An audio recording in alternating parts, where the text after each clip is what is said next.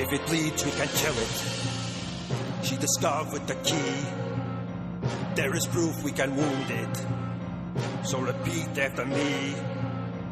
If it bleeds, we can kill it. If it bleeds, we can kill it. Yeah, now take a stand. Here now, take a stand. We can bring down this bastard. We can bring down this bastard. If we stick to the plan. If it bleeds, we can kill it. Hello and welcome to the podcast that ain't got time to bleed. It's FilmBookCast, the official podcast of FilmBook.com. My name is Mike Smith. Joining me, as always, is one ugly motherfucker. Mike DeCrucio. How you doing today, Mike? I'm a little hurt, honestly. I thought this was going to be like a nice reunion. Instead, you just insult me right to my face. Yeah, well, I feel like you should have expected that. This is FilmBookCast, Mike. You're right. Speaking of reunion, we are back. It has been a while, man. It's been a while. It has been a long, long time. It has been. Just about 2 months since our last episode of FilmBookCast. A lot of things have happened in that time. We announced then we were going to take a hiatus, and we did. We stuck true to our word. And we also said we will be back for a review of The Predator, and we stuck to that as well. So that's pretty cool. As far as us setting a goal for reviewing a movie and then doing it, like, watch out, podcast world, we're coming. What have you been up to over the last 2 months, Mike? It hasn't been a whole lot. It was pretty slow for me. I've been watching lots of movies, hanging out, doing work. But what about you? Yeah, I moved to Montana, so like slightly more stuff than you've been doing. Yeah. That's more than not doing anything. Exactly, so. Yeah, I moved to Montana, got that new job, so it's been going good. Got a new apartment, got mostly furnished, still working on that. But, mostly, for the most part, I've just been watching movies, like usual. Like, it's basically all I do. You're just doing the same exact thing in a different state. Exactly. So that's fun. But we had to keep the podcast going, Mike. There was no way we had to stop the podcast. No. That time difference won't stop us. And if you've never listened to FilmBookCast before, first we start with some film news, and then we move on into some discussions, where Mike and I each discuss whatever piece of media we have been consuming lately. After that, we move on into our featured review. This week, we are discussing the latest film from director Shane Black, and the fourth film in the Predator series, not counting the ones where they fight xenomorphs, The Predator. So you were excited for The Predator, Mike. I mean, you're a Shane Black fan, you're a Predator fan, right? Yeah. I'm a big Shane Black fan. I haven't seen all of his work, but I've seen a bunch of it, partly thanks to you. Yeah. And I am a Predator fan. I have only seen the first one, honestly. Oh, really? Not counting the AVP movies. Culturally, I'm aware of them, and I'm a big fan of them. Actually, that's a lie. I missed only the second one. I forgot about the Adrian Brody one. So you saw Predators, that's what you're saying? Yes, yeah. Okay, yeah, cool. Yeah, I'm also a huge Shane Black fan. I have seen all of his movies, and I'm a fan of the Predator series. I've also seen all of those. I actually rewatched all the Predator movies before this podcast, just to prepare, before I got to see The Predator, just in case there's any, deep cut references to certain Predator movies. And there are a couple of those in The Predator, but we're going to get to that when we actually get to our review. Right now, it's good to be back, Mike. Let's get into some film news. Hi! It's time for... What? It's time for... It's time for... Film news! Hi! It's time for... What? It's time for... It's time for... Film news! Film news! All right, it's time for film news here on FilmBookCast. Now, Mike, we have been gone for 2 months. A lot of film news has happened in that time. We're not going to be covering most of it because that's a lot to cover. Yeah, we don't have time for a 4-hour episode. Yeah. We can do FilmBookCast after dark if you wish, but I don't think you wish. So, but I did want to talk about one thing that happened over the course of the last 2 months, and I thought this was pretty funny. So the Oscars, in an effort to remain relevant, decided to add a new category called Best Popular Movie to the proceedings. And what was funny about this is that they introduced this category probably a week after we finished recording our last episode, something like that. It was really shortly after that. And the backlash was immediate. Everybody thought this was a stupid idea. It was basically just an excuse to give an award to Black Panther because they don't think it'll be nominated for Best Picture, and that kind of thing. The reaction on Twitter was very inflammatory. And then just a few weeks ago, the Oscars announced that they are taking back that category, or they're reworking it for this, so it won't be in the 2019 Oscars. They're not ruling out that it won't be in future Oscars, but it won't be. It's not. It's not going to happen. So I just thought it was funny that in the time that we've been off, the Oscars have added and taken away that category before we even came back. That was pretty funny. So you're welcome, Oscars fans, I guess. Yeah, that's on us. Yeah. But anyway, yeah, so moving on from that, I did want to talk about something really cool, and this actually happened a couple weeks ago, too, but this is so up our alley, I feel like we should mention it in film news, and when this news broke, I texted you immediately, because I knew you were the first person that needed to know about this. Director Rian Johnson, who we love, he directed Brick, he directed Star Wars The Last Jedi, Looper, Brothers Bloom. He's got a new movie coming out, a new murder mystery called Knives Out. It's going to star Daniel Craig, and he's going to film it before he returns to the Star Wars universe. Oh, man. What a fucking just mwah of a sentence. That was a chef's kiss for everyone at home. Yes, I texted you that sentence, and then you texted back, oh, fucking sexed. Which is accurate. Yeah, so Rian Johnson, I mean, hasn't really done a murder mystery, like Brick really is the last murder mystery he did. And Brick is amazing. So, like, I'm real psyched to see him jump on this. And I love that he's doing something else before he jumps back into Star Wars, too. That was my fear. Like, as much as I love The Last Jedi, and as much as I'm very excited to see what his vision for Star Wars is going forward, I was hopeful that he would do the kind of Christopher Nolan thing, where he would make a Batman movie, and then do his own thing, and then a Batman movie, and then his own thing. So if Rian Johnson can, like, pull that off, where it's like a one for them, one for me kind of scenario, I think we're in for some really amazing movies over the next few years. Yeah, that would be incredible. Because the biggest fear is he goes to make Star Wars, and then we only get Rian Johnson Star Wars movies for 10 years. Yeah. And, like, they'll probably be awesome. However long. Yeah, that would be incredible. But I want other things. I want Rian Johnson to just do everything. Exactly. It should not, like Hollywood, like it's really Rian Johnson would. That's what I want. Also, phrasing, I guess. I've made a huge mistake. Yeah, fair enough. You're welcome. Yeah, so very excited about that upcoming movie, and I think it's probably going to happen pretty soon. I mean, my guess is probably that it would film like sometime next year and be out hopefully by 2020. I mean, because I think the reason this is moving forward now is because Daniel Craig, there's like a lull in James Bond filming because Danny Boyle left the upcoming James Bond movie, so now they don't have a director. So Daniel Craig's like, well, might as well get this out, like make this happen. And I think they brought back different writers, too, right? Yeah, they're not using Danny Boyle's script for the James Bond movie, yeah. So basically it's back to the drawing board for James Bond 25. So Daniel Craig is like, well, while I'm waiting on that, might as well get this out of the way, too. So pretty excited about that. And then we got to move on into some other news. And this happened a couple days ago, and it's incredibly questionable. Mike, you're a fan of... I remember a while back, you talked about Red Sonja as a discussion on this podcast. Or you had like a list of 80s movies that you were going through, and I feel like you abandoned that list a while ago. I did, yeah. I still have it, but I came pretty close to finishing it. Yeah, but you talked about the Conan movies, and then you talked about Red Sonja. Her courage was forged out of fire. Her power, a gift of the gods. Her destiny, to become a glorious new hero. Red Sonja. I have not seen the Red Sonja movie, and I'm not really that familiar with the character, but what would you say if they were going to make a new Red Sonja movie? I would say, like, sure, I guess, in the age of we have nothing else to do, excuse me, the mindset of big Hollywood studios to be like, we don't know how to make things new anymore, let's just adapt old stuff. Right. And from the 80s, and we already made a new Conan movie. So I guess let's do that one. Let's do Red Sonja also. I forgot about that new Conan movie. So did I, until right now, actually. Wow. Now, what would you say if the guy who's making that Red Sonja movie was Bryan Singer? Nope. Congratulations, you're part of the internet.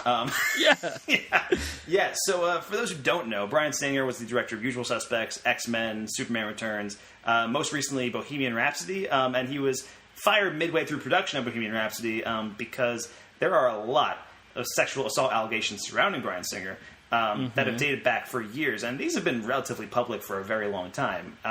And on top of that, like even if you're not concerned about having him direct your movie because of the sexual assault allegations, this dude has just fucking disappeared from set a lot. I mean, that was part of the reason why he was fired from Bohemian Rhapsody, was because he just disappeared. He was clashing with Rami Malek on set and just was gone for weeks at a time. And he did the same thing during X-Men Apocalypse, and he did the same thing during Superman Returns. He just disappeared. And it's like, how, like, even if you can somehow make it past the sexual assault allegations, which you probably shouldn't, like, how do you keep hiring this guy who is clearly unreliable and clearly, like, makes things very difficult to be on set with? Yeah, there is no possible justification in 2018 anymore to hire somebody like this. Yeah. Besides I got nothing. Yeah. There's no reason for him to be working anymore. It's very, very weird. And he's still the credited director on Bohemian Rhapsody, even though he didn't finish production. But that's very much like in the same vein that like Zack Snyder is the credited director on Justice League, even though he's not. Right. Like, it's just a weird directorial credit thing. But I feel like because of the buzz surrounding that movie, because I've heard that movie's going to be in the talk for like Oscar conversations and stuff like that. Like, I feel like tangentially, like since his name is on it, like people are slightly gravitating towards him. But like, nah, man, this is bad. This is real bad.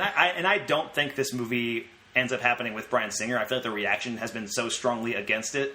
That it just won't make it past like pre-production. But especially because Red Sonja feels like it could easily be a movie that follows the Wonder Woman model of hiring a great female filmmaker. Especially because I was looking into the character, and it's I guess a character who and I'm not 100% on who Red Sonja is, but like there's some kind of curse on her where she can't have sex with men or something. Because she was raped, and so she gets powers and things like that. I realize I butchered that backstory entirely, but like that's something that you could have a female filmmaker make through like a certain perspective and could be really interesting. But Bryan Singer, not so much. No, you know? Yeah. It's very much a like pulp fantasy, late 70s, 80s, early 80s character. So it definitely like it is. That like the way you said it, where like she sort of is who she is because of her sexual assault, which is very weird in modern times. But yeah, let's not have like a pedophile guy direct that movie. A guy accused of sexual assault make a movie about a character who was sexually assaulted. Yeah, let's not make that happen. Anyway, so that's Bryan Singer making Red Sonja. I don't think it'll come to pass, but that was one of the big stories that happened over the past week. And then I got one last real bit of news before I move on to one other thing. But the big superhero news that happened, I think this was last week. And I can't say we didn't see this coming, you know? But Henry Cavill, who has been playing Superman in 3 movies now, Man of Steel, Batman vs. Superman, and Justice League, is no longer playing Superman in the DC universe. And I gotta say, Henry Cavill was never my favorite Superman, but I think that's mostly because he just was never given anything like compelling to work with.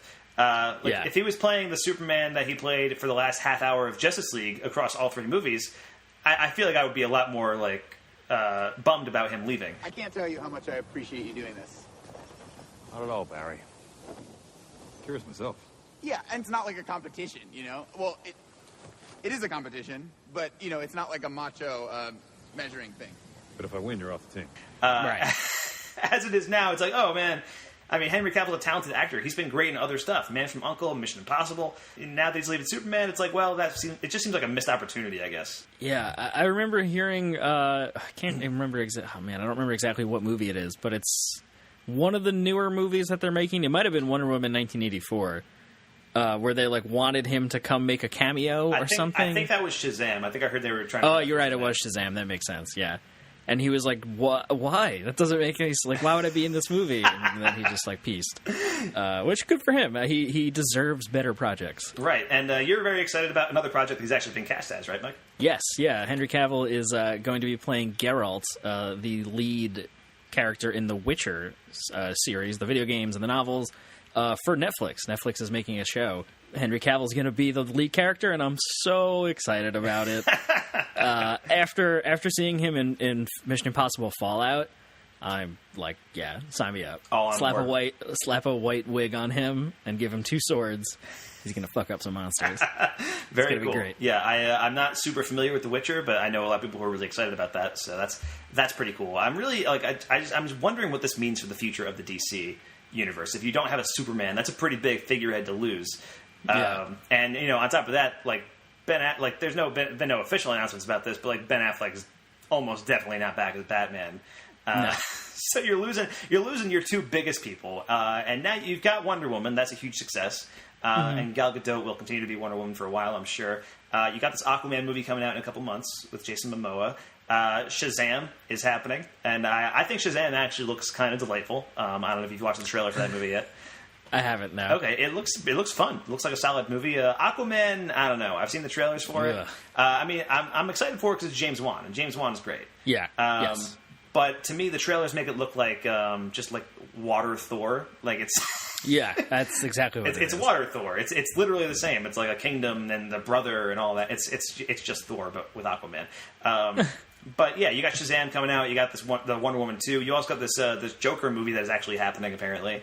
With Joaquin Phoenix, and I mean, there's so many talented people involved in that movie aside from the director Todd Phillips that I'm like, maybe this could work.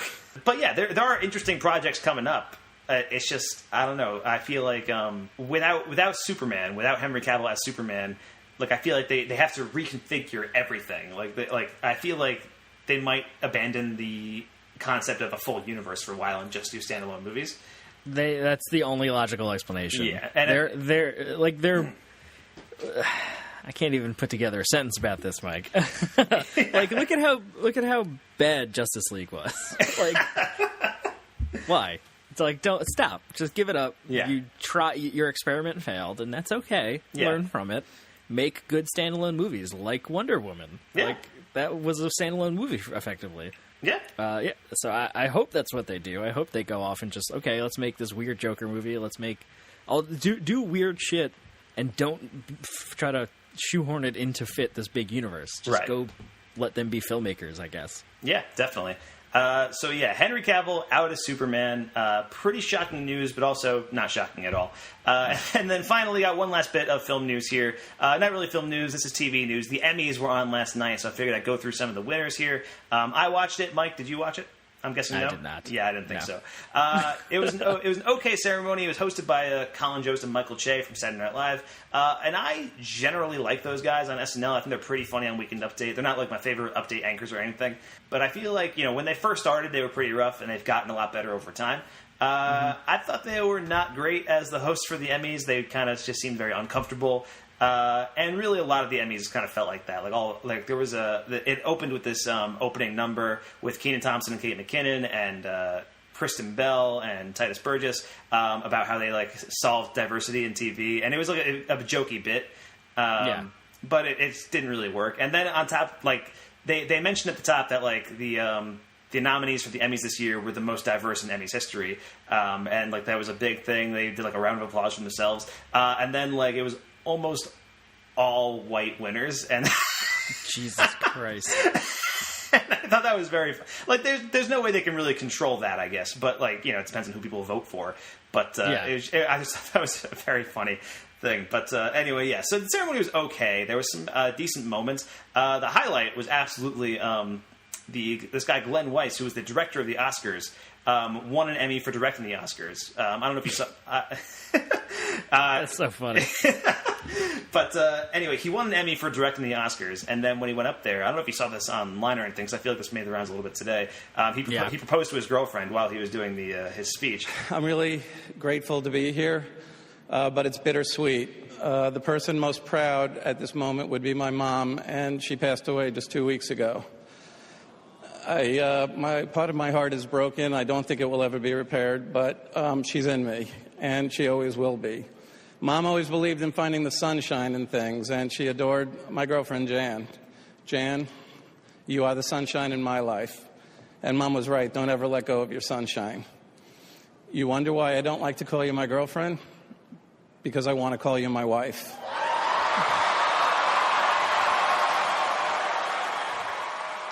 And that was incredible. That was just a great live TV moment, one of those things. Yeah. It's it only kind of it kind of reminded me of when La La Land lost to Moonlight at the Oscars. It was just one of those big moments where it's holy shit, what's happening, and that kind of thing. So the reaction in the room was big, and that was really great to watch. And I feel like it reflects poorly on the Emmy ceremony that was the moment that everybody was talking about. Yeah, the thing that had really nothing to do with it. Exactly. And here's the thing. I'm somebody who watches a lot of TV. I watch a lot of television. I watch a lot of different shows. And for the first, 2 hours of this ceremony, I had not seen any of the winners. What? TV has gotten so splintered now, where it's I can't keep up with everything, and it doesn't help that one of the shows swept basically all the comedy awards. The Marvelous Mrs. Maisel on Amazon won almost everything, and the other comedy awards were won by Barry. Barry, I've been meaning to watch for a very long time, just haven't got around to it, and I've heard really good things about Marvelous Mrs. Maisel, but also haven't watched that either. And they won all the comedy awards. Legit. And then on top of that, Twin Peaks got completely snubbed. Come on.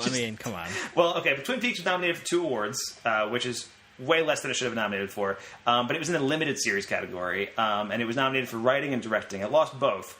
And here's the thing. David Lynch was nominated as director for Twin Peaks, right? And that's an easy win. That should have been the win for Twin Peaks right there. That's the layup. It lost to Ryan Murphy, who was the director of Assassination of Gianni Versace, American Crime Story, also the creator of Glee. Yes. And I was just the fucking creator of Glee beat David Lynch?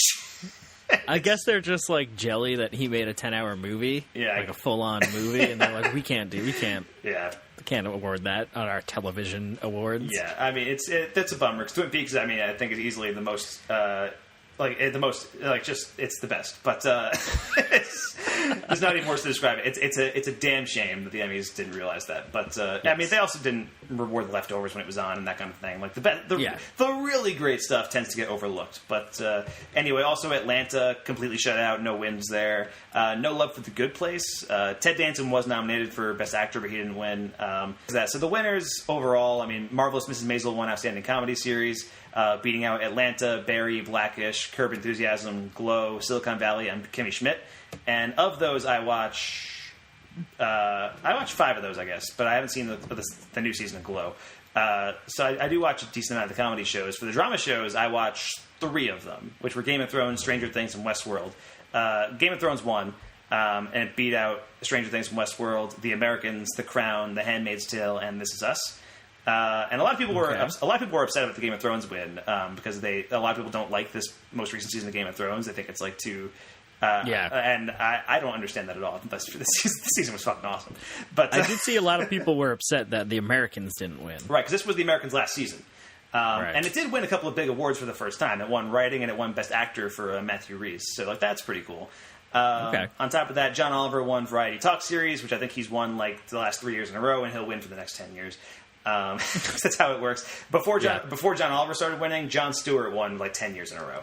Nice. But anyway, so Outstanding Sketch Series, Saturday Night Live won that because obviously it did. And that's the problem with the sketch. They introduced that category a couple of years ago. At first, I was on board with that because I was like, oh yeah, I recognize some sketch shows because they never get into actual categories. But then I realized, well, SNL is going to enter in that and just win every year because it's bigger than every sketch show. Yeah. Is it just SNL nominated 8 times? What other shows are there? It was SNL, At Home with Amy Sedaris, Drunk History, I Love You America with Sarah Silverman, Portlandia, and Tracy Ullman's show on HBO. All right. Okay. Yeah. So I think the first year they did that category, Key and Peele won for its last season, and then every year since it's been SNL. That sounds right. Yeah. But then Outstanding Limited Series went to American Crime Story, Gianni Versace, beating out The Alienist, Genius Picasso, Godless, and Patrick Melrose. And then Reality Competition Program went to RuPaul's Drag Race, which I believe is its first time winning. So that's kind of big. So usually, I think that category usually goes to The Amazing Race, which was nominated, or maybe not in recent years, but I feel like it won a lot for a really long time. American Ninja Warrior also in there, Project Runway, Top Chef, and The Voice. And then lead actor in a comedy, Bill Hader and Barry. Lead actress, Rachel Brosnahan for Marvelous Mrs. Maisel. Lead actor in a drama, Matthew Rhys, The Americans. Lead actress, Claire Foy for The Crown. Lead actor limited series, Darren Criss for American Crime Story. And lead actress, Regina King for 7 Seconds. Not untalented winners or anything. I hadn't seen most of the stuff. And that's a very unusual thing for me when I'm watching one of these shows. Is it me that's wrong, or is it the kids? Yeah, is it the children who are wrong? Actually, one winner I was really excited to see. John Mulaney won Outstanding Writing for a Variety Special for his new stand-up special, Kid Gorgeous. Wow. And I've seen that special like 3 times already. So I was pretty excited about that, and he had a pretty funny acceptance speech. And he beat out Samantha Bee for The Great American Puerto Rico, It's Complicated, which I guess was a special on TBS. Michelle Wolf special, Patton Oswalt special, and Steve Martin Short special. Pretty cool. Black Mirror won for outstanding writing for the USS Callister episode, which I've heard was very good. But yeah, I'm looking through them now, and it's like all Mrs. Maisel and American Crime Story. Like, what you would expect. Yeah, pretty much. I mean, the Emmys, they were all right. I don't know. I feel like this ceremony was kind of lackluster compared to some other years. But, I mean, that's how it goes. It's these award shows, so that's kind of how it always is, right? Yeah.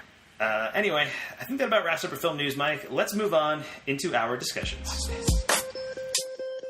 These are my discussions. Just when I thought I said all I could say, my body and I talk about movies we see. These are my discussions. There is so much to see, you and me. So we're gonna talk about movies for our discussions.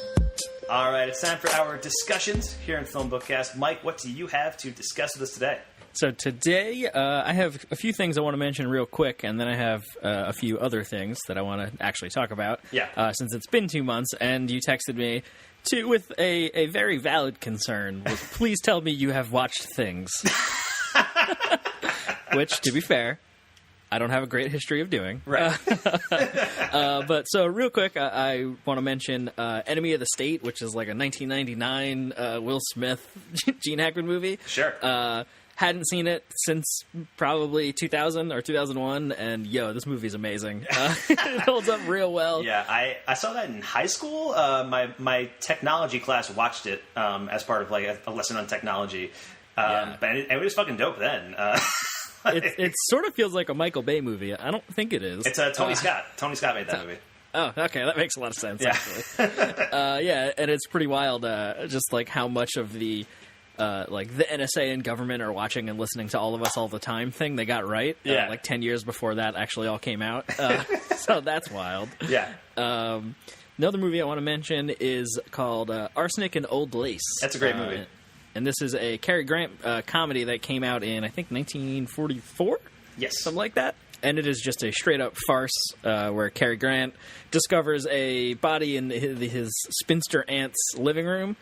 And it's just shenanigans ensue after that.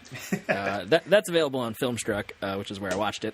And the other day I had a Cary Grant little marathon, and I watched North by Northwest also. Nice. On Filmstruck, which is another movie I hadn't seen in a while. Just in my Hitchcock catalog I hadn't seen or seen in a while. And I think it's his best movie, or my favorite movie by Hitchcock. Really? I think it beats... It has a... unseated Vertigo for me. Okay. Which was number one, I think, sort of just because, like, it's supposed to be. Right. And then I had I had seen Vertigo in theater, actually, in Albany, in that old, the Madison Theater, I think it was. They used to do, like, second run, or, they renovated it and started doing old movies. Mm-hmm. And it was awesome. It's great. But it felt like a little too slow for what I remembered it, which I guess is, like, the point. And then I rewatched North by Northwest, and I didn't remember how, like, exciting all of it is. Oh yeah, the movie. Cary Grant's hilarious, and that movie's like on it. It's got a mission, and it's on it. And it's awesome. That movie's a fucking banger. I'm right there. Yeah. But yeah, I would also put it above Vertigo. I don't know. I like Vertigo a lot, but it's never been like a top tier Hitchcock for me. And I know it is kind of considered like I think Sight and Sound called it the #1 movie of all time. And stuff like I think that. the AFI does too. Yeah, well, I mean, AFI was Citizen Kane, I think, but oh, you're right. But it's always like one of those two. Yeah, but like for me, my favorite Hitchcock is probably Dial In for Murder, which I don't know if you've seen, but that movie is pretty amazing. And that was he came out with that the same year he came out with Rear Window, which is another one. It's like another like top 3 Hitchcock movie for me. That's pretty. I think I've seen it, but I'll have to see if it's on Filmstruck. Maybe I'll watch it again. Yeah, because why not? That's what it's for. And then the other things that I actually want to talk about, Beyond the Black Rainbow. Hello. My name is Dr. Mercurio Arborea, and I am the founder of the Arborea Institute. Through our unique blend of benign pharmacology, sensory therapy, and energy sculpting, we can guide you to a new, better, happier you. Ooh, which I think is directed by Panos Cosmatos. Yes. I'm not sure how you... Yeah. Yes, who, by the way, is the son of George Cosmatos, the director of Rambo First Blood Part 2. Oh, my God. That changes everything. Yeah. He also directed Tombstone. What? Yeah. Wait, hold on. All right. That actually changes everything. No. And this is his first movie. He's the new director. Panos Cosmatos directed Mandy, which is out now, starring Nick Cage, which we will get to in 25 years on the Complete Works. So in preparation for seeing that, I wanted to watch his first movie. And this is a horror movie, quote unquote, about a woman at like some sort of institution and you know, the horrors that happen there. Is in that type of genre of horror movie.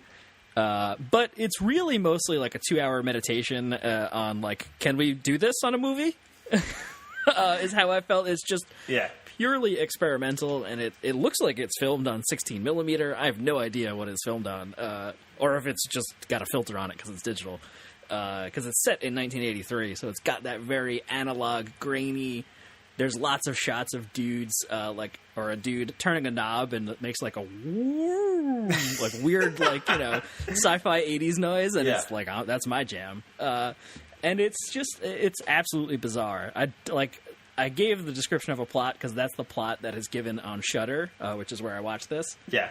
But like, there's not really a action happening. No. So if you're down to watch a 2-hour, basically experimental movie that's completely psychedelic and insane, this is the movie for you. It has some of the creepiest and weird. It's sort of like Eraserhead, I feel like. It's just this bizarre take on a film. And I know you have seen it, right? Yes, yeah, I saw it years ago though, so I would really like to rewatch it again because it's so like far away from my memory now. But I do remember that like sense of unease that I felt when watching it. But yeah, my friend at the time, this was like 2010 when it came out. And my friend happened to work for a film website, got to go to this festival, and then when he came back, like, there were bigger movies at that festival, but the only one he could talk about was Beyond the Black Rainbow, and was telling me, you gotta see this movie. And so then I finally did, like, maybe a year later when it came out on Blu-ray or something. So I saw it back in, like, 2010, 2011. But I have not seen it since. But as soon as, like, I remember paying so much close attention to Mandy when it was first announced, because Panos Cosmatos was back, and he hasn't made a movie since, and he got Nick Cage to be in it, and like it was such a melding of things that I was all about, and then I read the plot description for Mandy, and I was like, this is going to be so much my shit. It's not even funny. It's a movie made explicitly for you. Yeah, and that's the thing. We're going to talk about Mandy. Eventually, when we get to it on the Complete Works. We probably won't do a review on FilmBookCast because what's the point? We will get to it on the Complete Works. Yeah. But it is out in theaters right now in limited release, and I know it's kind of playing near you. But for me, I just moved to Montana, and I don't have as many theaters readily available to me. However, there is one indie theater here that is 5 minutes from my house that is showing Mandy for one showtime on one night only, 3 weeks from now. And you're going to be first in line. I have already bought my ticket. Yes, that's amazing. So yeah, I'm on board for that. I actually already pre-ordered the Blu-ray for Mandy too. Jesus, I've been pretty hyped about this movie for a long time because the Blu-ray comes out in October or like something like that. So I think I did see that. Yeah, so I'm pretty excited about that, and it's available on video on demand right now. So if you do want to watch it right now, if you can't see it in the theater, that's probably your best bet. Yeah. But yeah, we're all very excited for Mandy here in Mike World. Yes. But the thing I had tweeted about Beyond the Black Rainbow is I never really thought that David Lynch would have a like successor. And I really think that Panos Cosmatos might be it. There's a sequence in Beyond the Black Rainbow that felt like it was straight out of Twin Peaks: The Return. Okay. So I would be interested in hearing your reaction to seeing it post Twin Peaks because you haven't seen it in 8 years or whatever it's been. Yeah. So I think watch it and then compare it to Twin Peaks in your brain and let me know what you think because it's wild. Yeah, will do. The other things I want to talk about, I watched Jack Ryan on Amazon Prime, the complete season, the first season that's out. You do this often? Kidnapping people off the street and interrogate them. You're my first one, actually. How am I doing? Shoot me. I drop this and we all die. Starring, what's his name? Jim from The Office. Jim from The Office, the director of A Quiet Place. Yeah. John Krasinski. John Krasinski. Look, it's been 2 months. I'm out of game. I'm out of practice. I am sure John Krasinski loves being referred to as Jim from The Office. It also stars, I can't believe I'm going to remember this guy's name, Wendell Pierce, from the Bunk from The Wire. I'll give him that one. It's if you've seen the old movies, they had a Clear and Present Danger, all those Harrison Ford movies, and the Alec Baldwin one, Hunt for Red October. You've basically seen it. I mean, it's a CIA analyst gets thrown into the field and all this crazy shit happens. It is really good though. I did like it. It feels a lot sort of like 24, but without the like networkness of it. Okay, and it is one of the first times that I've watched a show on streaming that I have like sort of felt the I don't know how to put it, like the medium of streaming television now like become very apparent where like especially the first and like second episodes where it's like kind of slow build, the last 5 minutes insane shit happens, and then you get that like next episode starts in 8, 7. Right. It's like, okay, yeah, let's keep going. And then I've watched 5 hours of TV at once. Like, what the... So, like, I don't know. It's just that was a weird thing that happened to me where like, I sort of became aware of that. But that said, it is still really good. It's intense. It spends a lot of time explaining sort of both sides of what's going on rather than sort of just being like racist depiction of Islamic like terrorist people. You know what I mean? Yeah. Like it sort of explains what's going on and why it's happening and stuff, which I appreciated. But it's cool. I think John Krasinski is going to have a long career as long as Amazon still has every dollar in the world to make these movies or these shows. And then the other thing I want to talk about is Goliath, season 1 I watched, which is another Amazon Prime original. Okay. This stars Billy Bob Thornton. It's a legal drama where he's he's like a former top lawyer. He's a named partner at this big firm, and now he's a drunk living in a motel working like traffic court kind of thing. And a client comes to him with a case against his former firm.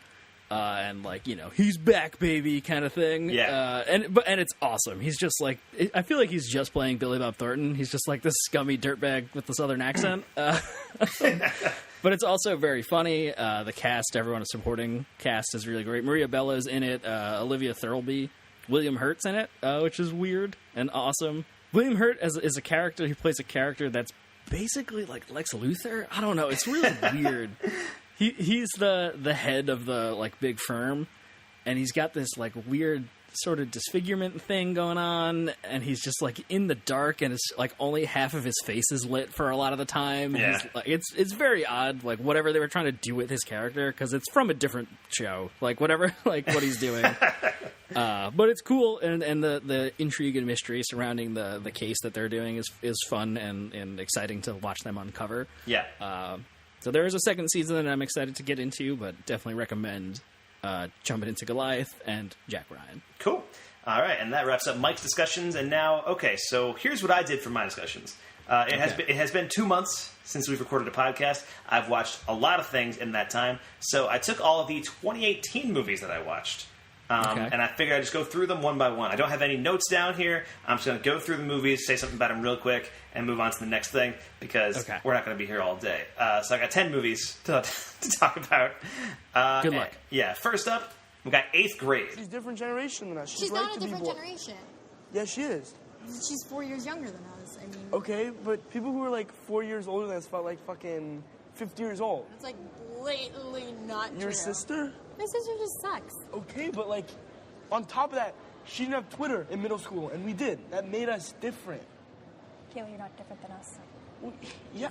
When did you get Snapchat? What grade? 5th grade. 5th grade? What? Yo, see? The new movie from director Bo Burnham. I've been a big fan of Bo Burnham for a long time, so I was pretty excited about this. And this stars Elsie Fisher, and it's a coming-of-age story about this girl during the last week of 8th grade, trying to make friends, trying to fit in. This movie's amazing. It's fantastic. You thought Hereditary was the scariest movie of the year? Because 8th Grade may have it beat. This movie is awkward and just really intense in certain scenes, but it's also really funny, and it's very realistic. I saw this with a female friend of mine, and during like certain parts of the movie, she turned to me and she was like, "That happened to me when I was in 8th grade." Like, what's? Oh my god! Yeah. So it's great. Go see 8th Grade. I think it's probably, of the movies I'm talking about in my discussions today, it is the best one by far. It is fantastic. And then I also wanted to mention Teen Titans Go to the Movies. You saw it. I did. The Madman. I did see this. Nicolas Cage is in this movie, so we're gonna have to talk about it at some point. But this is the movie adaptation of the Teen Titans Go TV show on Cartoon Network. And I've seen bits of the show here and there. It's a pretty funny show, and this movie's very funny. It's a really enjoyable movie. It kind of plays like Deadpool for kids. There's a lot of wacky fourth wall humor. There's a lot of like really random bits. There's actually some really dark jokes in this that I really loved. I'm going to spoil one now, if that's okay. So spoilers for Teen Titans Go to the Movies. Okay. I'll let it go this time. There's a bit in the movie where the plot of the movie is that the Teen Titans are trying to get a movie made about them because every other superhero has a movie based about them. So what they do is they go back in time and they stop all the other superheroes' origins from happening so that they're the only heroes left. So they like save Krypton and they keep Batman's parents away from the alley and that kind of thing. And then when they go back to the real world after they do all this, they discover that the world is in terrible shambles and chaos because there's no superheroes. Yeah. So Makes sense. So what they do is they go back in time again and make all those origins happen again. Oh no! And there's literally a bit where they push Batman's parents into the alley. Oh my god! It's pretty amazing. It feels kind of a piece with like the Lego Batman movie, where it's kind of taking this beloved DC property and just setting it up in a big way. So I highly recommend Teen Titans Go to the Movies. If you're a comics fan, I think it's super funny and super worth checking out. And then I saw The Meg, which is short for The Megalodon. This one has Jason Statham fighting a giant shark, so obviously I was going to see it. But honestly, a little disappointed in The Meg. It's a little. It kind of pulls its punches when it needs to. When it shouldn't have. It's a PG-13 like big blockbuster. This is directed by John Turteltaub, friend of our other podcast. He directed National Treasure, National Treasure 2, The Sorcerer's Apprentice. And yeah, I don't know. This is a PG-13 movie, and it feels like it should be bloodier. It's a big, gigantic shark action movie with Jason Statham fighting the shark. But it's got a solid ensemble. It's Jason Statham, it's got Rainn Wilson, Ruby Rose in this movie being awesome. So there's that. It's not terrible, and it does kind of take forever to get to where it goes. But some of the action scenes are cool, but it just feels like there should have been more there.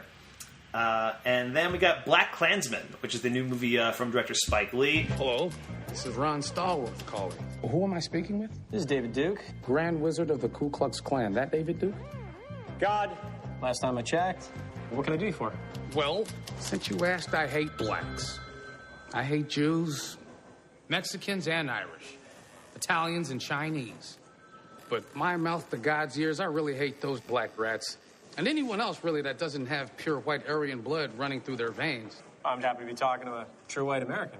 God bless white America. And this is pretty solid. It kind of hits a lot of the same points that other movies this year have hit, like Sorry to Bother You and Blind Spotting. And I love that these kinds of movies are coming out this year. I think that's pretty awesome. This is a movie that takes place in the 70s. It's a true story about the first black officer in a town in Colorado, I want to say, who infiltrates the Ku Klux Klan. Topher Grace plays David Duke in this movie. And Adam Driver's in this, and there is some fantastic stuff going on in Black Klansman. I think the trailers sold it as more like a kind of action comedy, and it's not really that. But it kind of builds and builds, and it's not subtle, but it's definitely not meant to be. And I found it really powerful, especially towards the end. So Black Klansman, new Spike Lee joint, worth checking out. And then if you want something lighter, there's this movie called Ibiza that I watched on Netflix. This is a Netflix original, which came out a couple months ago.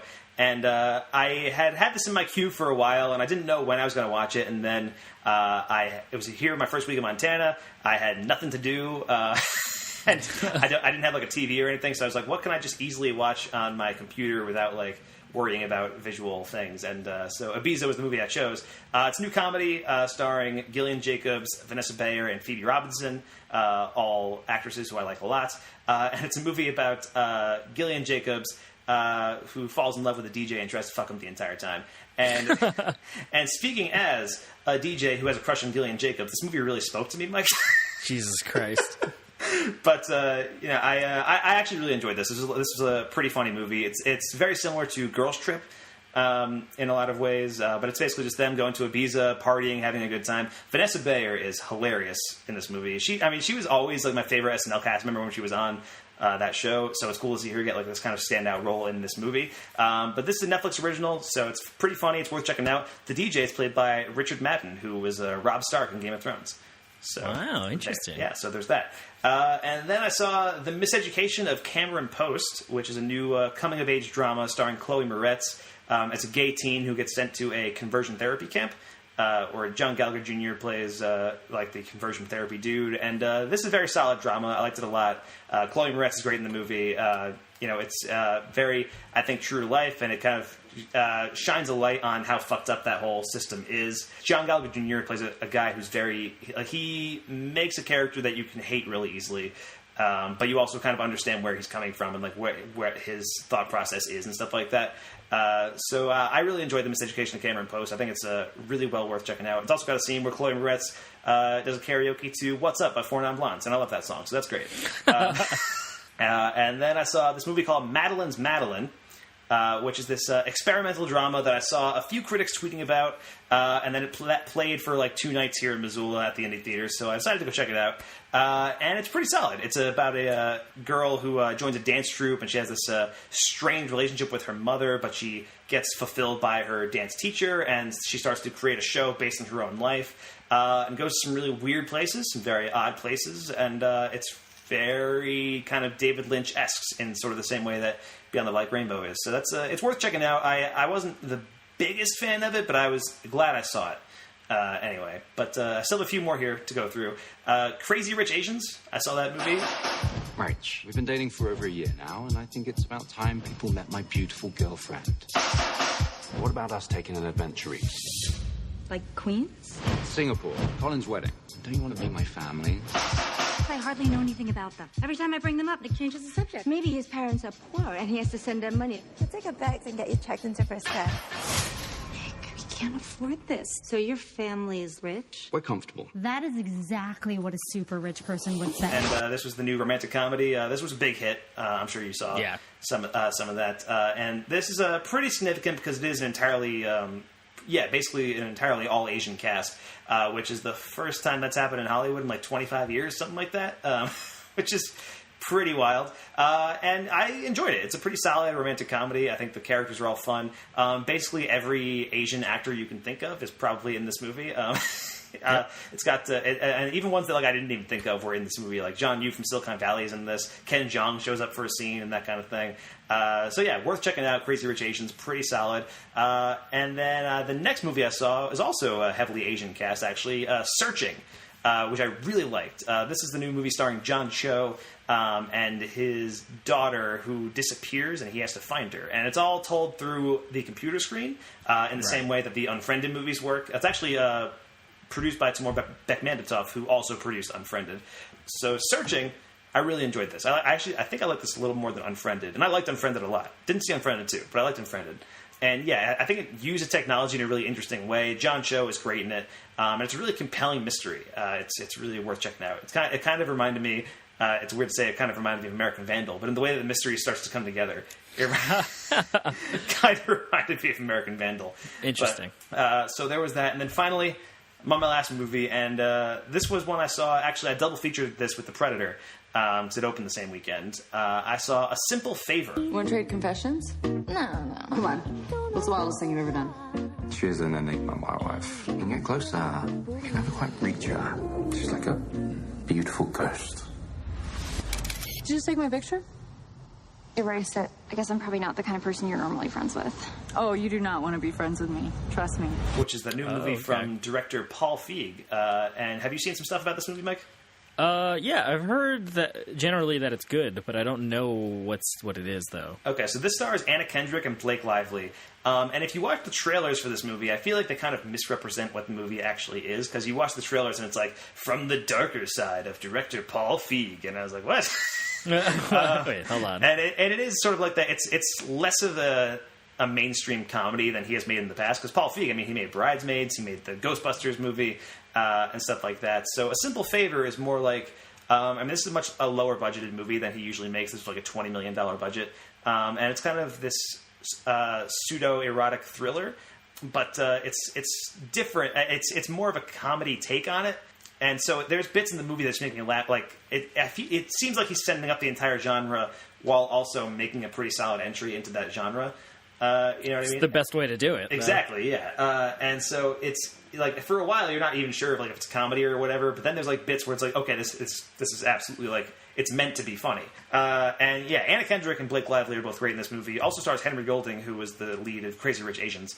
And yeah, I really enjoyed A Simple Favor. The mystery is great. There's a bit like towards like about halfway through, I realized they were like, he was trying to do like, it seemed like they were doing like a sort of a send-up of Diabolique, which is a French movie from the 50s, which I'm a big fan of. And has only you would have that, like, would say that. Well, okay, here's the thing. I was watching it, and I was like, I think they're doing, like, Diabolique. This seems like a Diabolique type thing. And then, like, 10 minutes later in the movie, Anna Kendrick turns to somebody. It's like, are you trying to Diabolique me? And I was like, oh, fuck! Yeah! Oh, my God. I'm glad you had that experience. I was alone in that theater. But it's pretty great.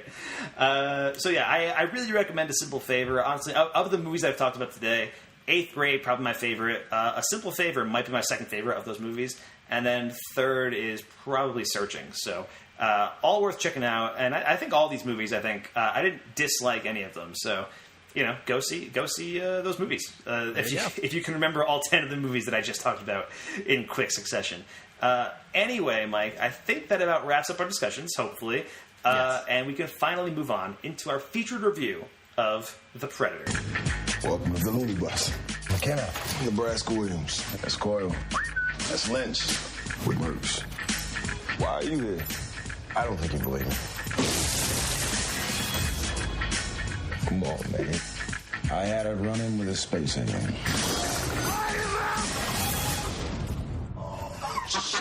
This fucking guy is crazier than the rest of us. The fuck was that? That's the thing that killed my men.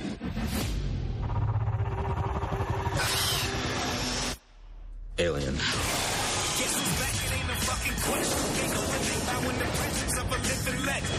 Predators. They exploit weakness. Tracks its prey. Like a game. Seems to enjoy it.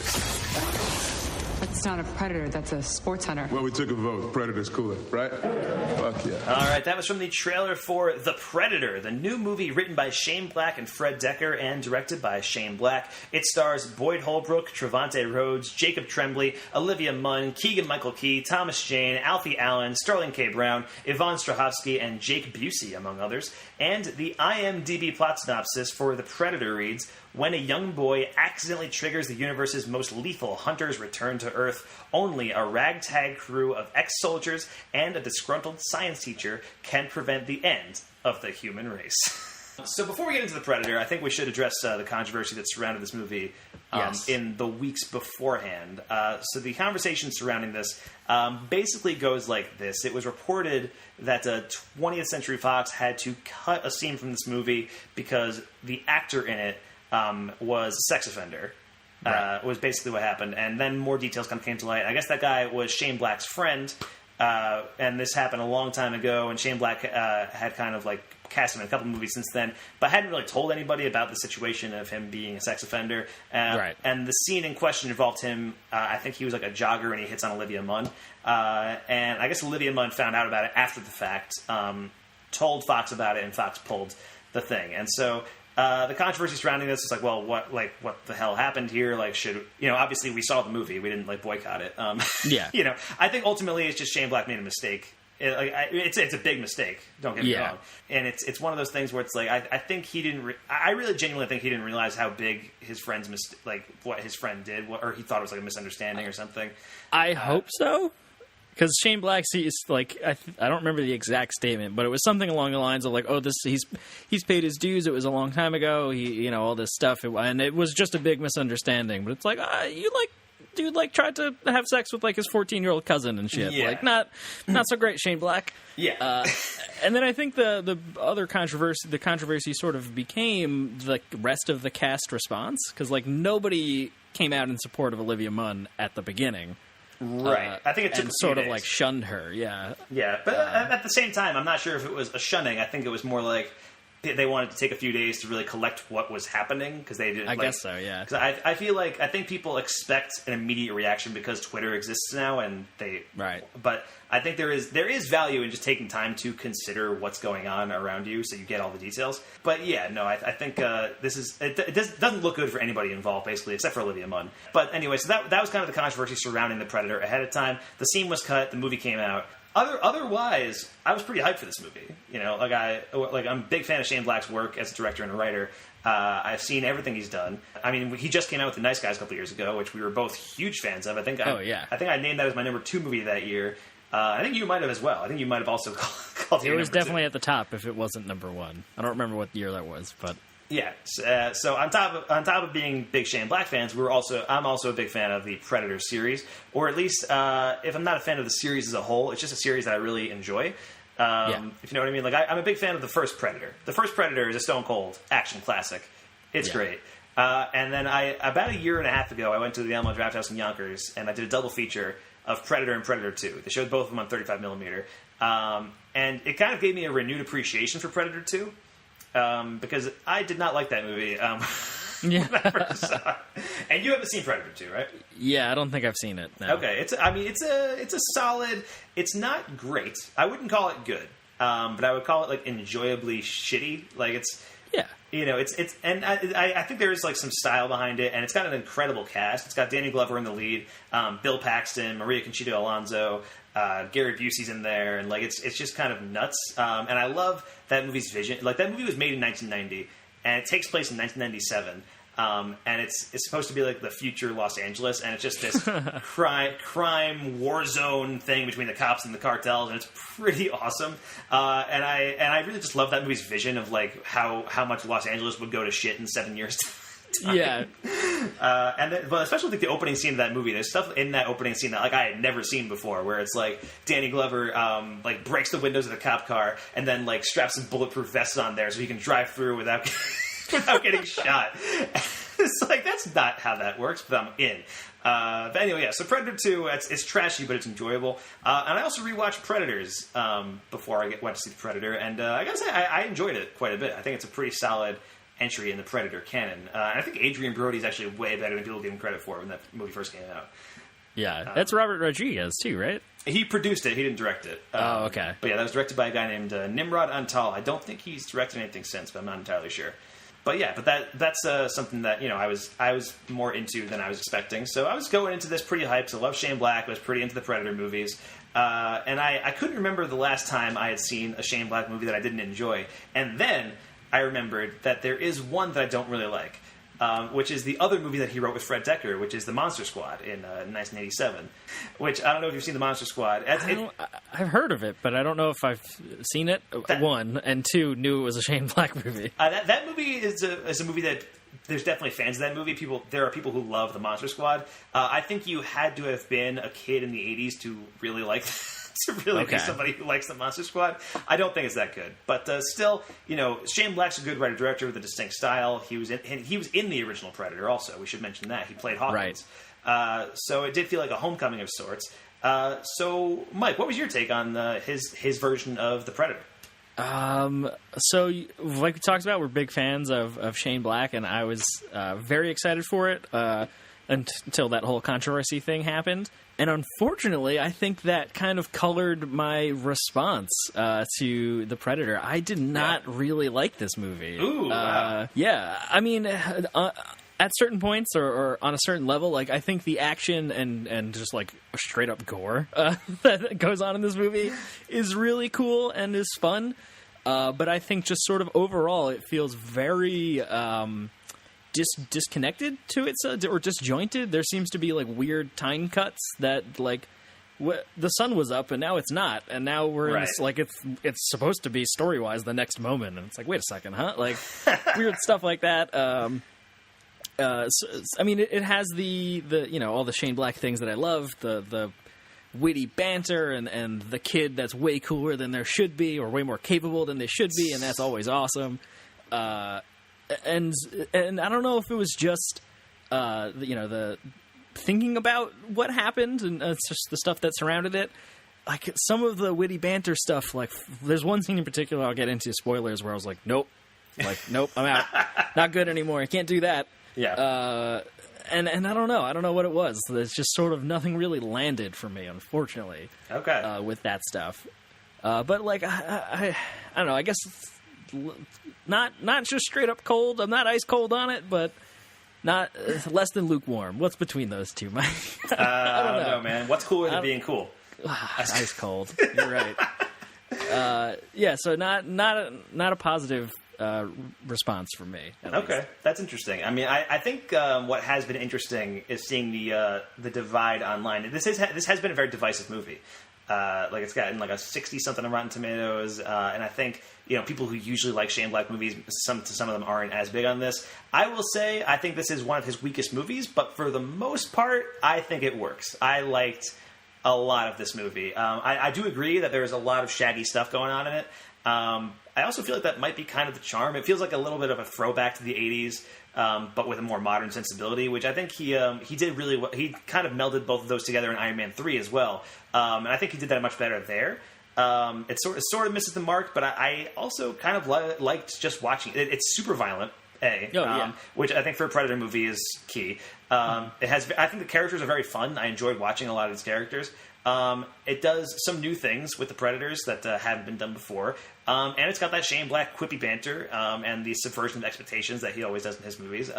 And honestly, like it has that sheen. And I think the substance underneath it all, maybe not all that much there. But I feel like there's so much stuff that's just enjoyable about it on the outside that I was like, yeah, all right, Predator. Here we go. To me, it's like the platonic ideal of a Predator sequel, where it's just like super violent, characters are quipping, they die, it's fun.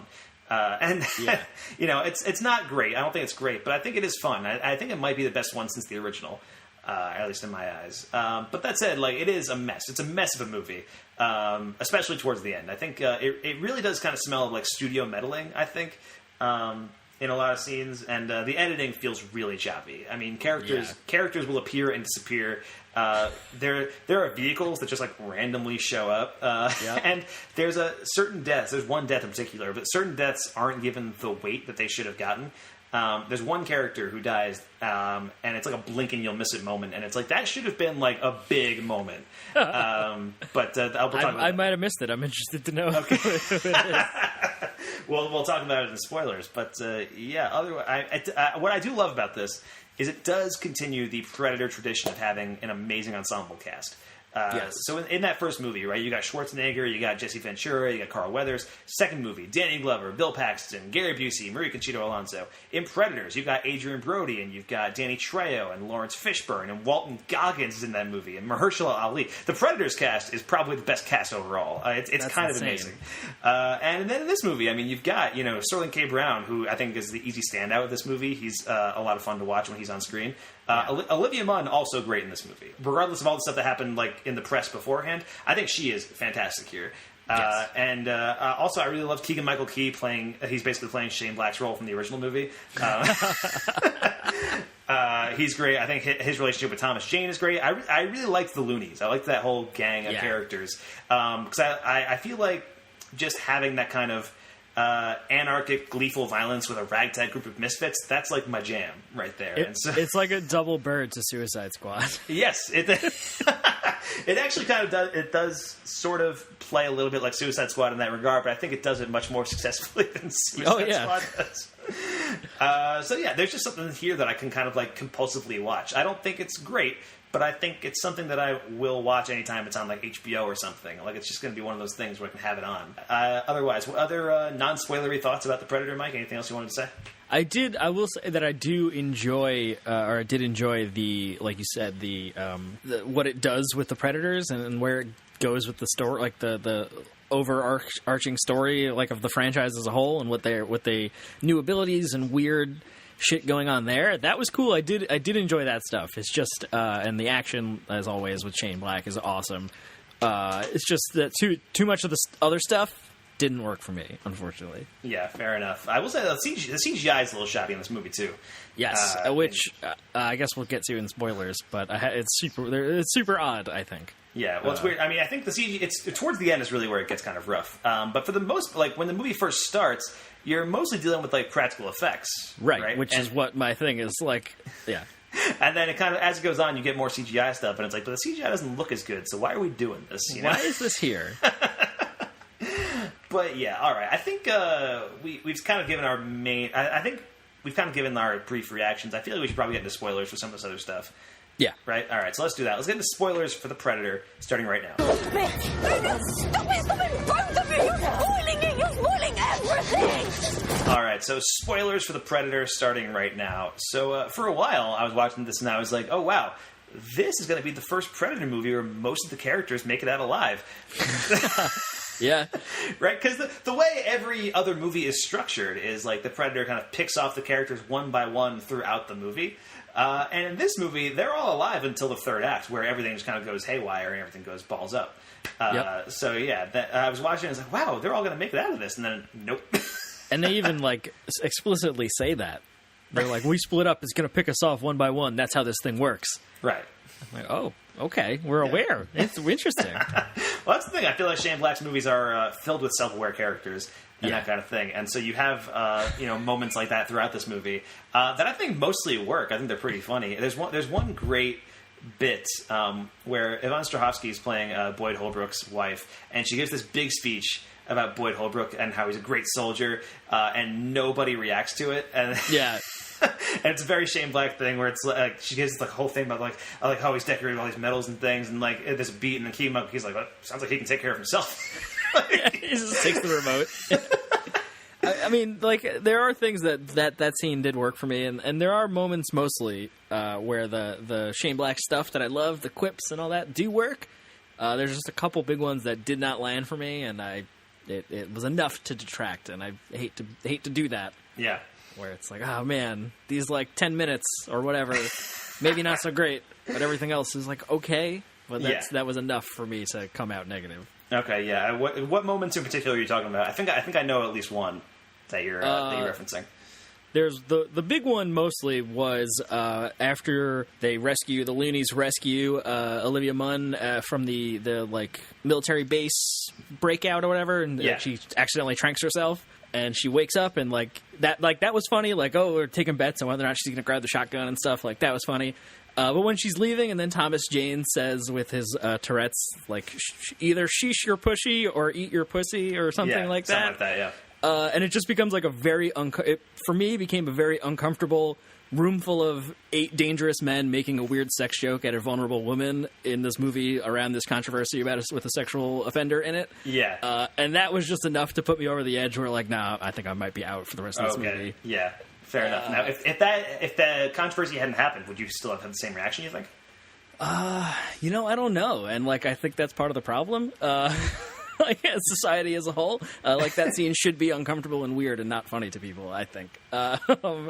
But it was enough for me to sort of be out. And then the other scene that didn't really make sense, but made me think of it, and I think anytime the movie made me outside the movie become aware of like this outside controversy, like where Olivia Munn strips naked and like. I mean, I know she's trying to be decontaminated and get out of there, but like it sort of becomes like a plot point. Yeah, that was very odd. And it doesn't come up ever again. And like she says it, but it's never used ever again, and it seemed very gratuitous in retrospect to have her do that. Yeah, not that they show anything, but you know what I mean? Right, Like, but that felt very like Mel Gazy in a weird way, and that did feel odd. I'm with you on that, because it just felt very like there had to be another way you can rewrite that scene. You know, it was just weird.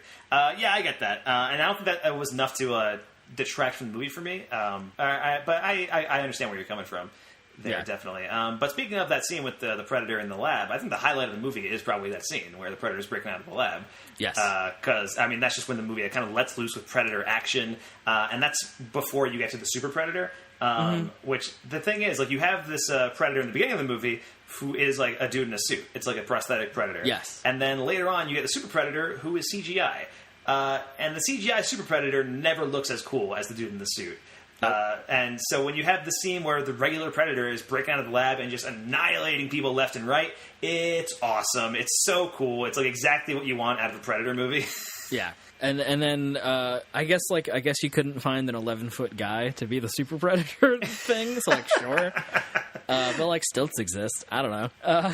Get the guy who plays Chewbacca now to do it. Yeah, right. Yeah, I noticed that too. That scene, you know, right after that, or it's probably it's actually a little bit later at the school where the Super Predator shows up and like fights the regular Predator or kills it. I guess. It's like, wait a second, one of those is CGI. Wait, what? And then he kills the real one or the prosthetic one or you know practical effects one. Yeah, it's like, oh, we got to watch this guy now. We got to watch the shitty looking one. Oh man. Yeah, and I was still having fun with it, but it was kind of a bummer. Yeah, when the real Predator I mean, died. it's still cool, like as a concept for evolution of predators, and like the dog thing, the dog predators, the predator hounds or whatever the hell. Predadogs.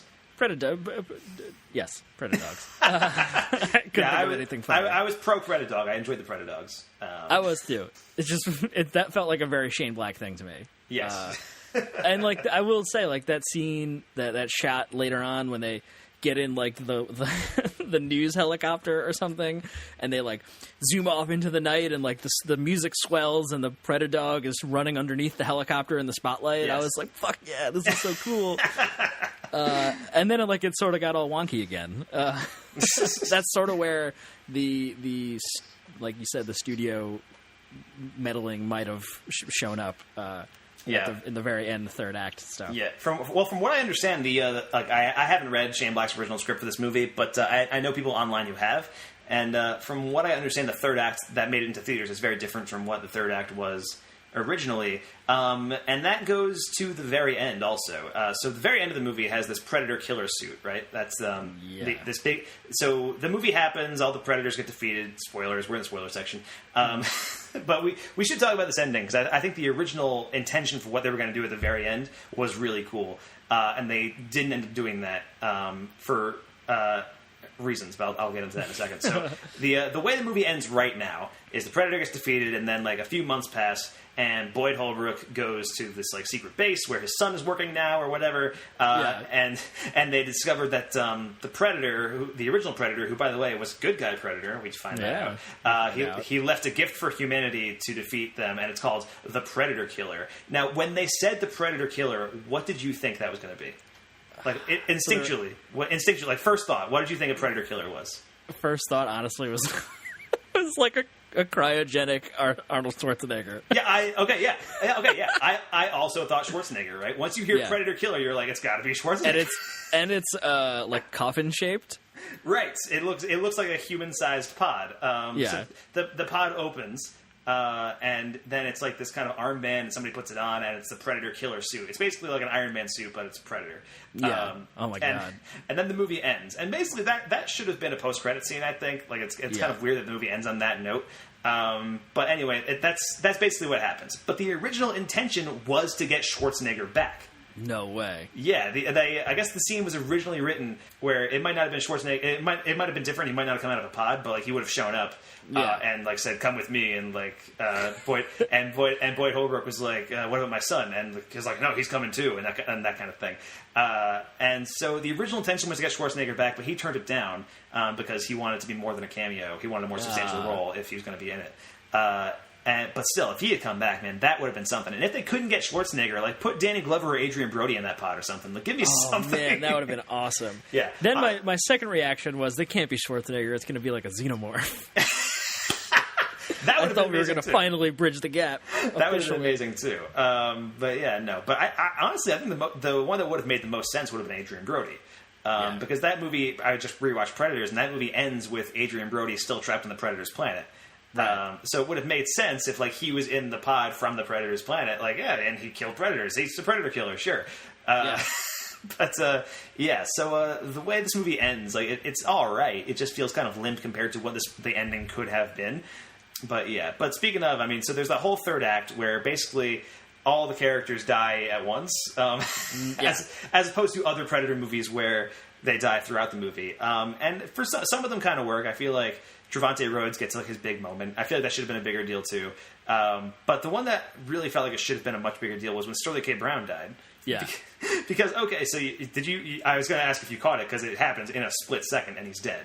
I did notice that. But I have read, I saw on Reddit, I think, some controversy surrounding how people think he died. So I'm interested to hear what you have to say. I'm pretty sure the Predator helmet or whatever shoots him or something, right? And his head explodes, something like that?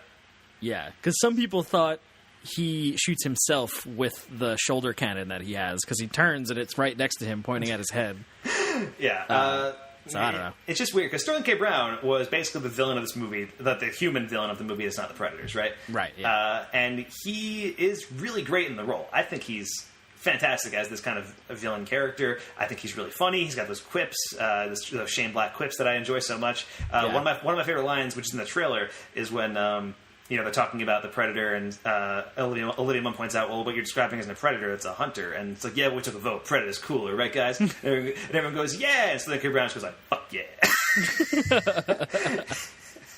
And I love that. And I love that kind of attitude that he has as that character. But then when the movie is getting in that big crazy climax, he dies in a split second and nobody acknowledges it. Like, it's never brought up. His character's never brought up again.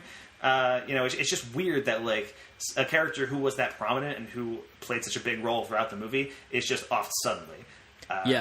And, like, if I remember correctly, like, sort of Olivia Munn's character gets him killed, right? Because she, like, calls his name, and he turns and looks at her, and then his head blows up. Maybe. So it's I don't know. It felt very weird, and you're right, that it just, like, happens, and we just move on. Sure, I guess. It's very weird. But other deaths, though, I mean, I think Trevante Rhodes' death is all right. But I really love the death scenes for Keegan-Michael Key and Thomas Jane. That was so weird to me. Their whole relationship. Yeah, I mean, it felt... But they were weird characters, though, so it kind of makes sense that their relationship would feel kind of weird. I guess. So, yeah. But I love the way, like, they both, like, died, like, at the same time, and they saw each other dying, and They killed each other. I thought that was pretty great. I love that shot of, like, their bodies just going limp. Thomas Jane up in the tree. Yeah. He does have one of my favorite moments in the movie, too. Towards the end, they're camping out the ship, and then the Super Predator attacks, and, he like, snaps out of his, like, Tourette's symptoms or whatever, like, they all go away, and he becomes the hard-ass soldier he is. Yes. And Keegan-Michael Key says, oh, he's back, and he just goes, fuck you, I never left, and, like, cocks his gun. He's like, all right, yeah, that's hot, I'm in. Yeah. I don't know, it felt very odd, though, just, like, everything going on with them, which is fine. I did want to mention, I forgot earlier, part of the thing that made me feel sort of uncomfortable with everything going on, I don't remember the character who's obsessed with the end of the world, like it's the end times. Oh, one of the loonies. Yeah, I forget his name. And his, like, obsession with Claire, I think is her name, Olivia Munn's character. And, like, he just keeps following her, and he, like, it sort of becomes a joke where he's like, oh, Claire, I'll be right back, and, like, okay, I'm coming back, like, all this stuff. Yeah. But just, like, with everything else that was another one of the, like, weird character things that kept coming up a lot more than just, like, the couple quips that made me come out of the movie.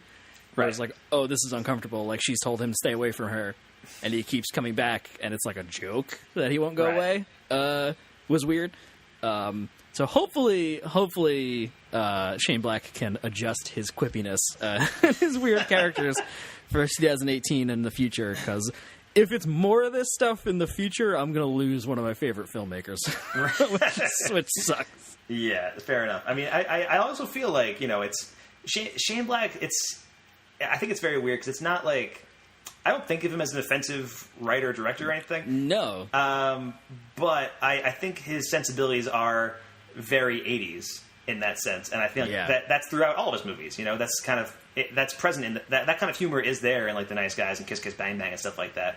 But I feel like it depends on what the situation is, what the characters are saying, like which character it is, like how other characters react to it. And I feel like in this movie, you're there with a bunch of like deplorable people. You're there with the Suicide Squad, basically. Yeah. And so none of the characters are reacting in like a way like, oh man, that shouldn't be happening. And so it's like, you know, I get it.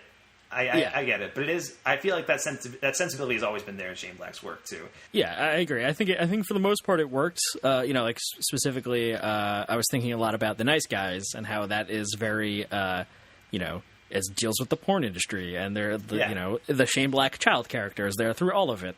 Right, Dad, there are whores here and stuff. Yeah, there's like whores here. Yeah. Don't say and stuff. Just there's whores here. Yeah, but that's also in that movie is very much like a commentary on the 70s and like what the dirty, grimy shit that went on, and like it makes sense for like a social commentary kind of way. Yeah. But I just hope, you know, he is able to adapt that to the era of now, and deal with it. Yeah, fair enough. Other stuff throughout the movie. I think the movie does touch on a couple of interesting ideas, and they don't really go much further than that. But like one of them is that the predators are coming here because of global warming. Right. Yeah. That was a bit that kind of just threw that in, like, and it was like a really heavy thing. I was like, what? Yeah. There's a lot of moments that feel like just because the movie feels very choppy and chopped up. That's like just like exposition dump.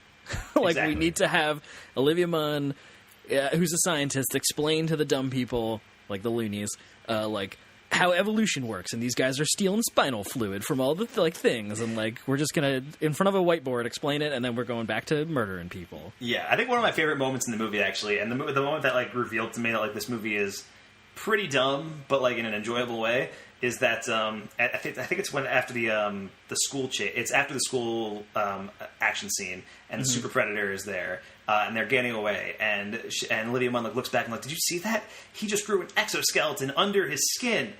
And then I thought about it for a second, and it's like, that's not how exoskeletons work. That's not what that means. It's in the name.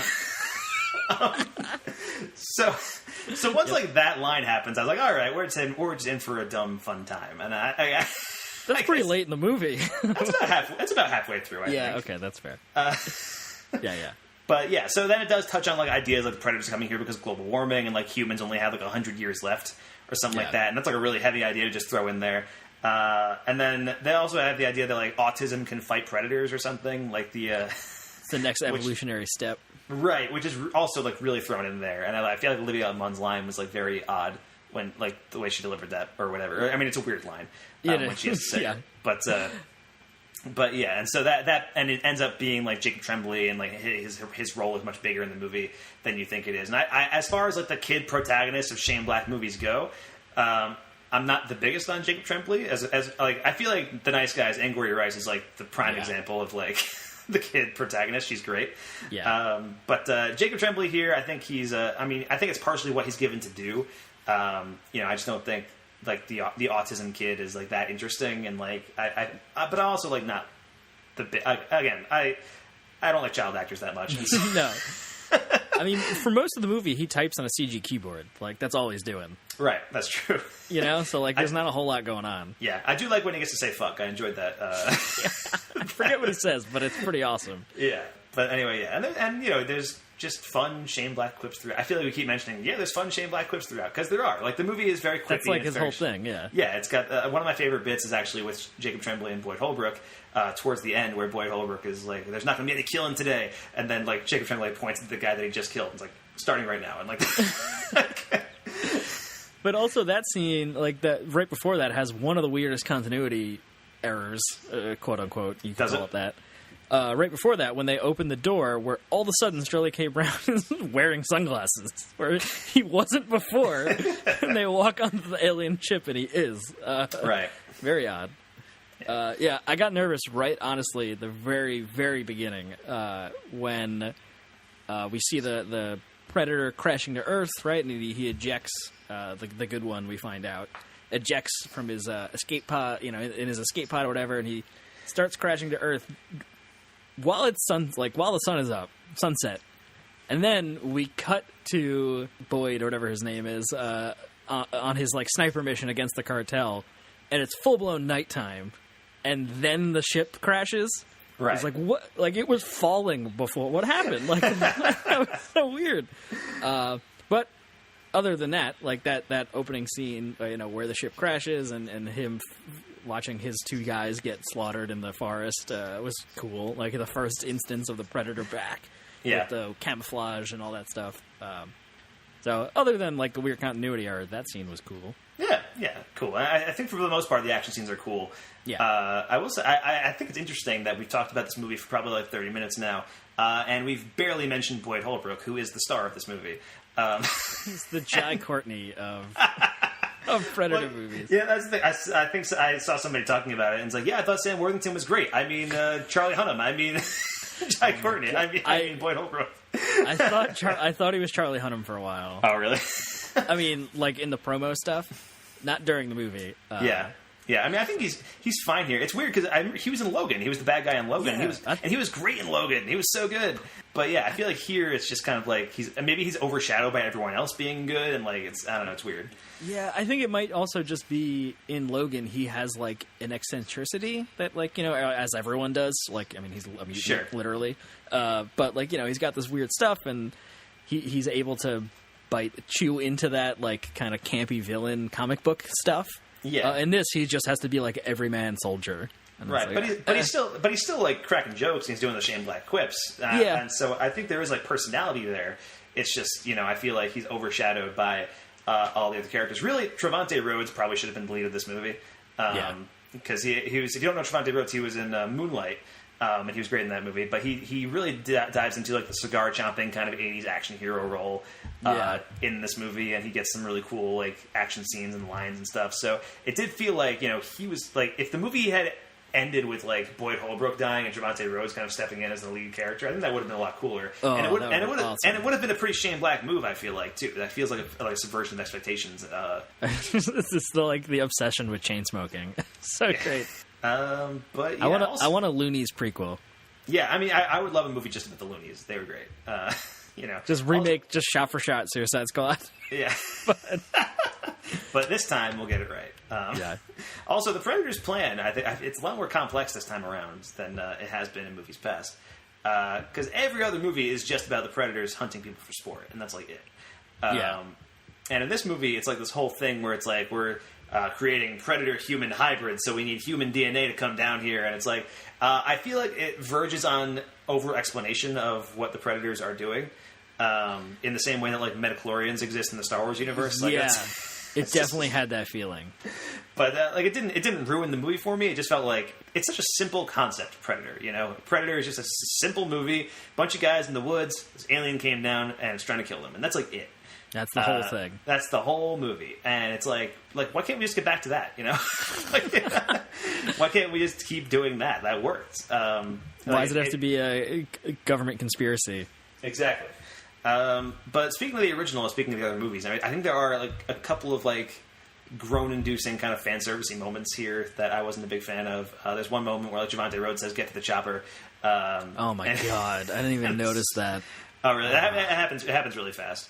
And that kind of thing. And there's another part where Olivia Munn sees the Predator and it's "You are one beautiful motherfucker," or something like that, reversing the line from the original. Yeah. Which I thought was lame also. There is one thing I did like, though, and this is more of a deep cut fan servicey thing. Jake Busey is here playing the son of Gary Busey from Predator 2. Whoa. So Jake Busey is the one of the scientists in the lab. And Jake Busey is obviously Gary Busey's son, so he's playing Gary Busey's son in this movie. So I think that was pretty cool. That's cool. Yeah. Yeah, there was a moment too where I sort of wondered if if Shane Black referenced Kiss Kiss Bang Bang. What moment was that? It's when they're sort of in the standoff outside the ship before the Predator shows up, and Sterling K. Brown's "There's 7 of us, 6 of you," and then Alfie, whatever his name is. Theon from Game of Thrones? Yeah, Theon from Game of Thrones. Kills one of the guys. So now it's 6-on-6, and Boyd says, like, oh, who the fuck taught you math? Like, that's what Val Kilmer yells at Robert Downey Jr. when he's trying to explain the percentages with the revolver. And I was like, wait, did you just reference yourself? Are you allowed to do that? Yeah, why not? Actually, speaking of, this movie does not take place at Christmas. So big departure for Shane Black. Exactly. Does take place at Halloween. That's so true. He's sticking with the holiday motif. But even the nice guys had like a little coda for Christmas at the end. Like it was, but anyway, yeah. So I think I don't know if you have any other thoughts about The Predator, Mike. Overall, I thought it was generally pretty fun. Not anywhere near as good as some of Shane Black's best stuff, but I enjoyed it for what it was. Sounds like you were not the biggest fan of this movie. Yeah, I agree that it has some fun stuff. The action and violence and those sort of things are fun. And the Shane Black quips, which we love near and dear to our hearts here. Yeah. But there was just enough outer movie, like things that were going on with outside the movie, coupled with a couple scenes that made me uncomfortable. Was just enough to make me come down negative on this. Yeah. If you can get past that and it just doesn't affect you as much, more power to you. I always want people to enjoy movies, so that that's my personal take. Fair enough. Do you think in a couple of years, once like you're more removed from this controversy, you might be able to watch The Predator again and enjoy it a little more? Yeah, probably. I think as I see some more Shane Black stuff, some newer stuff, and really, I've just got like real nervous mostly for Shane Black and like where the position he holds in my heart. Right. I'm just like, God, please don't let me down. Please don't let it be another like live long enough to become the villain situation. So that was mostly my reaction. Okay, fair enough. We'll always have the nice guys. That's the important we'll always have the nice guys and kiss bang bang. Yeah. All right, Mike. Where can we find you online this week? You can find me at MD FilmBlog on Twitter. And you can find me at MSmithFilmBlog on Twitter and all our podcasts and stuff at FilmBook.com. Plus, you can follow me on Instagram, Radio Mike Sandwich, and Letterboxd at Mike Smith Film. Thank you so much for listening to FilmBookCast. I'm Mike Smith. That's Mike DeCrescio. If you're listening to this review of our podcast on iTunes, subscribe, rate, take a moment to give us a review. Any and all feedback, compliments, topic discussions, and even hate mail can be sent directly to podcast at FilmBook.com. Please list the podcast you're emailing about the title of your email, because we produce just so many different ones, it's hard to keep track. We would love to hear from you. Now, we're going to be back in a couple of weeks, probably with a review of Venom. That's what I'm thinking. Or at least that's the big one coming out in a couple of weeks. And I know we're looking forward to it. Right, Mike? Yeah, I can't wait for that post-credits Black Cat Silver Sable stinger. It's going to be so good. Exactly, yeah. So, yeah, Venom coming out in a couple of weeks. I'm going to see if we can get Vin back on the podcast for that one. Because I know he was excited for Venom, and I think he's the only one. And you can check out our next Complete Works, where we're finally going to be talking about that movie that Mike watched like 3 months ago. I can't believe you're going to have to watch that movie twice, you son of a bitch. Nicolas Cage's role in 2011's Trespass. I mean, if you can still remember what happened in the movie, you don't have to watch it again. But like, or maybe just like have it on in the background so you can like remember stuff as it's happening or whatever. Okay. But anyway, yeah. So Trespass, Joel Schumacher coming up for the next Complete Works, and it's a very exciting time for the Complete Works actually because we are in the middle of the Cage-assance. It is happening, Mike. I'm very excited about it. You've been singing the good word of the Cage-assance. Yes, since the beginning of this podcast. Yeah, for like 3 or 4 years, I've been like, the comeback is coming, guys. You got to get ready. It's right around the bend, and here we might be. I think we are. I think we very much are. I don't know if you. I mean, I don't know. I told you he was in Teen Titans Go to the movies. He's also in the new Spider-Man Into the Spider-Verse. You're right, actually. Playing Spider-Man Noir, which I'm so excited about. You have no idea. Anyway, so we got that coming up next week. Thank you guys so much for listening. It's good to be back. We are out. 2 or 3 men out there at the most. Am I the only one who's awake? I don't believe in goblins and ghosts. Fucking listen. Give me a break. If it bleeds, angelic and expendable, I say yeah, now take a stand. I won't go, I don't use. So instead of complaining, bullshit's not gonna you should work. give us a hand. I got nothing better to do. I saw it. God damn it, those eyes, they disappeared. It cut down my friend and it ran while I emptied that gun. If it bleeds, I saw it, goddammit. Stop shaving, you don't have a beard. That thing will come back, and when it does, I'm gonna have me some fun. If it bleeds, I'm gonna have me some fun. If it bleeds, if it bleeds. If it bleeds, we can kill it. If it bleeds, we can kill it. We can pull out the wind. We can pull out the wind. Set the trap.